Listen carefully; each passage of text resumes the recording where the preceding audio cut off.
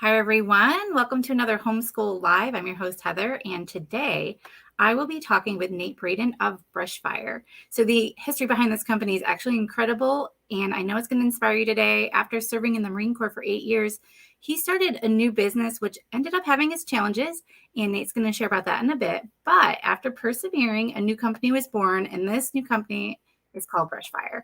And this time around, the market response was much more enthusiastic. And since then, thousands of students have benefited from his programs in venues as diverse as public schools, military recruiting, and even prison GED classes. Nate feels that Brushfire and homeschooling are a natural fit, and I do as well. Nate, thank you for joining us today. Thank you, Heather. Great to be with you. So I am really excited to just dive right into this and find out more about your company. Can you maybe tell us a little bit about your background and your initial business that you started after the military, and then how Brushfire came to be? Sure. Well, I was in the Marine Corps for 8 years. And then when I got out, I moved back to my home state of Colorado. And the first business I started, it failed. Yeah, there's no question. It's just that's the only way you can describe it. It was a pretty big failure, but it did not. I could have handled it better if it had kind of had a massive explosion and was very dramatic. But it kind of was a zombie company that ended up petering out due to lack of demand, and it was an online textbook company. So I went back to school on the GI Bill when I got out of the Marines, and one of the things I noticed, and if your audience knows this too, if they have kids in college or from their own college experience, the textbooks were very expensive, and they were still in hard copy, most of them. So we had an idea to digitize all that at the time when that was just starting to be done, and allow professors to pick and choose certain chapters of books, videos, even newspaper articles, put those together, and then their students would access that for a fraction of the cost. Seemed like a good idea on paper, but it was not very profitable because what you have to pay for the rights to all those articles gets very expensive. And then also professors were not being subject to the free market so much. They did not have to really be concerned about textbook costs. They said they were, but then in many cases they would continue, especially if it was their own book, continue assigning that to class. So we did not get a lot of demand, and it ended up failing and kind of fizzling out. But from that failure, because I believe the free market, when it is really a free market, will deliver an honest verdict. And the honest verdict was a thumbs down. Sorry, thanks for playing, try again. But it benefited us because if from that failure, then I knew, well, I need to get my own intellectual property. I need to come up with my own curriculum that I can sell and that I can scale. And we had a partnership with a school in Colorado Springs. I'm in Denver, so it's about 70 miles south of here. And they're a great school called the Hillsprings Learning Center. And they specialized in small group direct instruction, which we can get into later is what that is. But it was for kids with learning disabilities. And they said, look, we have this methodology to direct instruction, but we don't have a curriculum that really is challenging and fits with it. You have curriculum that you've written, but you don't have a methodology. So what if we partner together, and if you can format your curriculum to what we need for kids with learning disabilities, we think this could be really effective. And I went down and sat in on some of the classes, saw how it was used, and saw how, well, in fact, there are kind of general learning principles that not just kids with learning disabilities, but the general ed population badly needed as well. So then we took that curriculum into Denver Public Schools. And that was our first direct learning experience, and where we did the actual instruction, got terrific results with small groups, and then expanded into this ASVAB prep for the military, prison GED classes, et cetera. And after that, the market verdict was much better. Yeah, but you have to get results first. And once we started getting results, then everything fell into place. Well, that's incredible. That is a really great story. And I think that will encourage a lot of people, who might be starting out, trying to break into the free market for sure. So can you tell us a little bit about Brushfire, how it works? If somebody want to get involved, what exactly is included? Sure. Well, first thing is we're in-person instruction. So we don't do any online, because we feel that instructor has to be they're facilitating the work, facilitating the exercise. I've done some online instruction before, and it just hasn't been as effective as actually being there in person.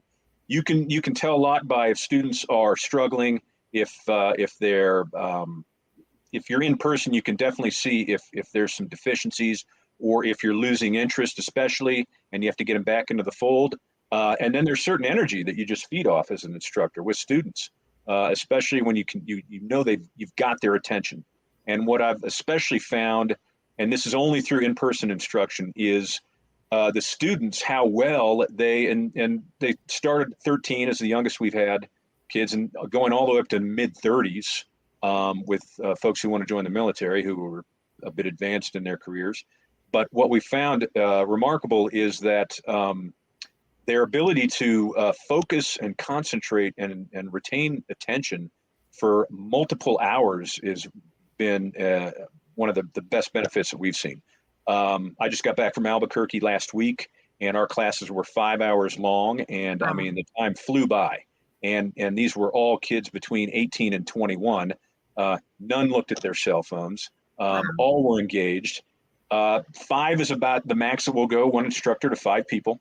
Okay. And direct instruction was piloted by, we can get into that if anybody's got any questions, the specifics of it. But what it is, it's mastery of basic knowledge before you go into more complex material. Okay. So yes, you got this guy Siegfried Engelmann, developed it in 1968. He was actually not an educator. Strangely enough, he was a Madison Avenue advertising executive. But his clients were all companies that wanted to sell diapers, toothpaste to young people. And so he was given that portfolio and said, we need to find ways to grab young people's attention so our clients can sell more things to them and to their parents. Right. So he did the first real big research on direct instruction as an adjunct of that. And he defined it pretty well when he said it is a cumulative process where you master the first element of learning series. And then what that means for math, for example, is multiplication tables. So in many cases, when we have students that are even in their mid-30s, for the folks that want to join the military, within about 5 seconds of our math unit, I can tell if we need to back up and go right into multiplication tables. And frequently we do. So because so much goes from that. Right. You cannot divide without multiplication. You cannot do ratios. You cannot do algebra. You can't do anything. Borrow and carry too. We realized that within about the first 5 minutes, if they were unfamiliar with borrow and carry. One story I can tell you, and we can save it at the end. I need a piece of paper and a pencil to tell you, but I had a girl who was still in high school, and 10 minus 8 was the problem she had to figure out, and her answer was 30. Now, don't ask me how she got that. I can tell you what happened with the way she aligned numbers, but all of that, you wouldn't know any of that until you actually brought such a simple problem to them. Right. And you'd be surprised how many kids have not mastered those basics. And you have to have that multiplication, division, addition, subtraction, the basics before you can move on to anything else. So direct instruction identifies those weaknesses very quickly, and then sets about to correct them, which it also is fairly easy to do. And only when you have that foundation can you move on to more complex material. Wow, that is really good. So how do you think that Brushfire could help homeschooling families? I think we can do a couple of things. So first of all, I know it's an enormous amount of work for parents to homeschool their own children. So there may be, and I think this happened during learning pods, which I believe homeschool families had well before COVID, where there might be one day a week where it's a group activity. So if you want to take a break from teaching, then our instructors can take over for that day. It might be good too to have, if they are in isolation, to have them socialize with other kids their age, other homeschooling students.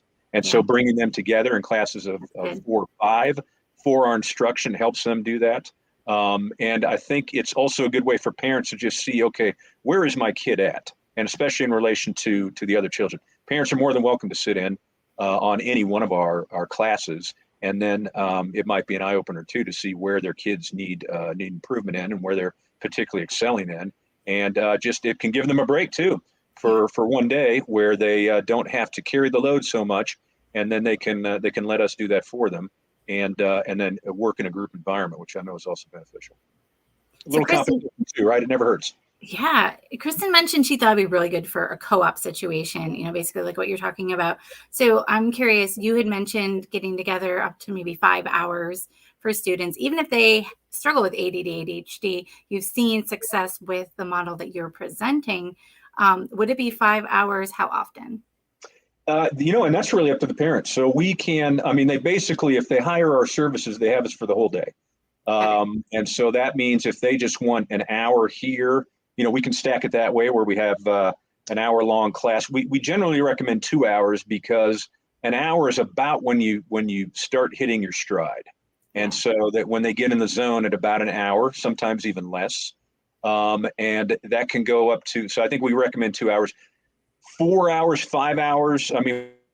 We've done 8 hours if we have to, and you'd be surprised even how they will have a brief break for lunch. But sometimes we had one situation where we sent a team out to Sterling, Colorado, which is a farm community, and we had them for the entire day, and we had just a food table set up in the middle, and kids would go and grab beef jerky, power bar, banana, Gatorade, and then come back and eat while they were working. Oh yeah, when they're engaged, that's how my kids are. They don't need that separate. Yeah, and they were very good about that, and continued to work, and we were surprised by how few breaks that they needed. They could power through as long as that momentum is kept by the instructor. Yeah, that's really good. I really love that model. That is incredible. So could you maybe walk us through what you would provide? So you mentioned math. What other disciplines do you go over? Reading and writing. So we can start with math where we would do some basic arithmetic reasoning, word problems. And that's when we can identify pretty quickly if we need to back up and do multiplication tables. And we got flashcards of that. And that's just basically an hour of, or however long it takes to do 4 times 7, 8 times 3, that kind of thing. And then once we know they've got the 4 math functions down, then we can get into percentages, which is a big one for the ASVAB. And how it's amazing how many of them don't know. Our students have not do not know how to find percentages of, say, what is 32% of 400. They always want to divide, or they don't know to convert that to a decimal and then multiply. Yeah. Which, even if you have a calculator, if you don't know to convert 32% to 0.32 and multiply, you won't even get it with a calculator. Right. So even those parts of the SAT where they let you use a calculator, if you don't know that basic function, that won't do you any good. Yeah. And then once that is done, we'll get into basic algebra and geometry, factoring, factorials is a big one. Getting down to basics for math, we have noticed that proportions are a big one. So knowing, for example, half of 91, if that's a diameter, and ask what the radius is, and knowing that's 45.5, boy, that's a big leap for them, because they don't know to take, they might know half of 90, but then knowing to take that 91, that 91st point, and then dividing that in half. So concepts less than a half is also a basic function that we find most of our students are deficient in. And then for reading and writing, and we found too, Heather, this is the real, believe it or not, reading does help math. And we found that because we'll have students go through and say, all right, my math is bad. And they just want to focus on that. And I'll say, well, no, your reading's bad too. Because if your reading's good, your math is going to be better. And that's why we believe literacy is really the key. So we will have them start off with basic vocabulary. And so we do what's called isolated reading, which some of your parents may know that strategy. Word attack is another way for it, where you take 10, 12, 15 words that you're going to encounter in context in the reading. You remove those, and then the students learn those words first. And they'll do it on a word attack list where those words are red, supplemental vocab is black, proper nouns are blue, and they'll learn those first. And then we have a game called Hangman and jumbled words. Well, they'll go through and they'll have to answer questions about that and know proper spelling and how that word is used and define it. And then when they see that again, when we do the actual reading, then it'll be in context, and that will help them kind of turn their mind into flypaper. where that will stick, and then they'll be able to retain it and recall it much better. Yeah. So we start with that, and then when we move on to comprehension, we have the students read out loud. That's a big thing, paragraph by paragraph. So we take very small, and our units are no more than 5-6 pages. That's about 20 to 25 paragraphs, and we'll have each student read out loud. That's very important because that not only is that a key to fluency, but then if they are stumbling over words that they don't know until they encounter them, then we can correct their pronunciation and we can ask them to define that. Yeah. So that's going on at the same time. They have to answer the hangman words, the word attack. And then after they're done reading, we have them go to, we'll have it on the board, which will be questions and a study guide about everything they just read, say 2 or 3 questions per paragraph. And it's some very simple questions. And it's what we call a text-to-text connection, where they'll read, and then, like I've got one from our Holocaust unit right here. I have a guy today that's coming, and we got to finish this up. So he'll read that, and then he'll answer questions taken directly from this on the board. And what I found, the first element of progress that we see, the first sign of it, is when they no longer have to refer to the reading lesson. Because sometimes they're doing this, they're looking up, they're doing this, trying to hunt for the answer. And we know there's progress, first in fluency, because it's almost like this. Maybe 8-10 hours of instruction, and you can notice. Your ear has to pick up on it, which I don't think you can really get through online instruction. You have to be there. And then the instructor has to develop an ear for it, but then they can tell, okay, this guy is reading. It's like a finger snap. You can tell when a student, their fluency is better and they're reading more accurately. And then the other part of comprehension is when they look at the question, they look up at the board and then they answer the question without looking back at their text. It's stuck in their mind. They retained it. So now they're not doing this so much anymore, hunting and searching for the answer. It's there in their mind. They answer it immediately and then go on to the next one, which helps for timing of a test. Yeah, for sure. Because whatever that test is, be it the SAT or a state test or whatever they have for homeschool, I think they might have to pass a test to graduate high school. Whatever that is, the quicker you're moving through that, obviously the more time you'll have at the end for the more difficult questions. This helps prepare and lay the ground for that. Yeah. And then once they're done with the reading, we take we work on main ideas. There might be 2 or 3 main ideas of a unit. And then once we're done with the reading, we'll go into the writing portion. And this requires a lot of prompting. They'll go up to the board and we'll have each student write out an introductory sentence, 3 sentences about answering the meat of the question, and then the concluding sentence. Yeah. And that takes a lot of prompting because we have them in their own words. That's very important to have them sound it out in their own words, write it, and then we'll have the other students edit it for punctuation and grammar. Wow, that's good. That kind of cements everything, a main idea that we found. It is all integrated into that unit. I think you're giving a lot of homeschoolers some ideas here. But, you mentioned tests. And yes, homeschoolers, they'll use the SAT, ACT, and then there's another version that they use as well. But it doesn't sound like you're just preparing students for the test, but you're preparing them for life. It sounds like these are practical, steps that you're taking to prepare them so they can handle real life situations. And I would love if maybe you could just briefly, I know you said you need to go, so just a couple more minutes, if you don't mind, sharing really quickly about your in-person events that you have offered in Colorado before. Yeah, these are for any of those in the Denver area, and I think they're actually around the country. I mentioned Quantico, Virginia, is where we had one, and the Marine Corps, the Air Force Academy has allowed us to use this, and I think the services in general are pretty open about having civilians use those facilities because they like to maintain a good civilian-military relationship. But here in Colorado, we send students down to the Air Force Academy in the Leadership Reaction course. And what that is it's a walled compound. We first did it in the Marine Corps. The cadets have to do it at the Air Force Academy, and I think all the service academies. It's an outdoor walled compound. And you work in teams of 5, so the same people that would do the classroom instruction, these are the same teams that will work through that.